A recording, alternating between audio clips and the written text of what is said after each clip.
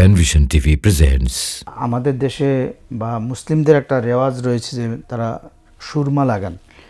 এখন বাজারে সুরমা যে পাওয়া যায় এটা কি আসলে যেই কথা শোনা যায় যে এটা তুর পাহাড়ের পোড়া অংশ, এটা চোখের জন্য ভালো, আসলে শরিয়া বা কোরআন হাদিসের কোনো ভিত্তি রয়েছে কিনা ভাই জানতে চেয়েছেন? না, প্রথম কথা হচ্ছে মানে সুরমা যেটা, এটা আসলে মূলত কি থেকে বানানো হয় এটা আমার ব্যক্তিগত অজানা আছে, হয়তো খেয়াল নেই, ভুলে গেছি। এটা একটা মানে প্রচারণা আছে যে কিন্তু এটা কোনো ঐতিহাসিক বা শরিয়ার কোনো ভিত্তি নেই যে তুর পাহাড়ের ওই যে মুসা আলাইহিস সালামের আগুনের তাজাল্লিতে সেটা ছাই হয়ে গেছে। ছাই তো তুর পাহাড় তো এখনো আছে, এত ছাই কোথায় পায়? ছাই হয়নি। জি, তো সুতরাং সেই জন্য ওই কথাটা আদৌ ঠিক নয়।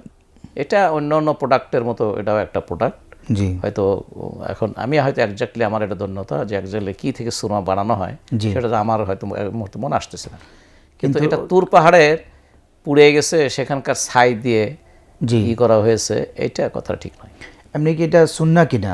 এটা রাসূল সাল্লাল্লাহু আলাইহি ওয়াসাল্লাম সুরমা ব্যবহার করেছে, আছে যে কহল বলা হয়, এটা চোখে লাগানো যায়। জি মুহতারাম।